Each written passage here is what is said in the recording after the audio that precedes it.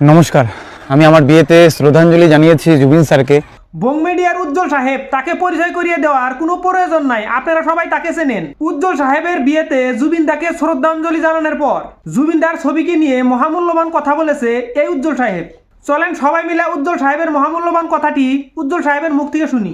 তোমরা অনেকেই শ্রদ্ধাঞ্জলি জানিয়েছো বিভিন্ন অনুষ্ঠানে, কিন্তু আমি দেখেছি আমাদের আশেপাশেই শ্রদ্ধাঞ্জলি জানার পরে জুবিন স্যারের ফটো একদম নর্দমায় পড়েছিল।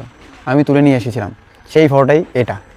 উজ্জ্বল সাহেবের মহামূল্যবান কথাটি আপনারা সবাই শুনলেন। উজ্জ্বল সাহেব জুবিন দাকে কতটা ভালোবাসেন সেটা আপনাদেরকে আমি বলে বোঝাতে পারবো না। উজ্জ্বল সাহেব তার বিয়ের গেটের সম্মুখে জুবিন দার ছবি রেখেছিল, যাতে আমন্ত্রিত অতিথি যারা আছে তারা যাতে সবাই জুবিন দাকে শ্রদ্ধাঞ্জলি জানাতে পারে। সেই জন্য উজ্জ্বল সাহেব তার বিয়ের গেটের সম্মুখে জুবিন দার ছবি রেখেছিল। জুবিন দার ছবি উজ্জ্বল সাহেবের বিয়ের গেটের সম্মুখে রাখার জন্য এবং শ্রদ্ধাঞ্জলি জানানোর ব্যবস্থা করার জন্য আমি আসামবাসীর তরফ থেকে উজ্জ্বল সাহেবকে অসংখ্য ধন্যবাদ জানাই।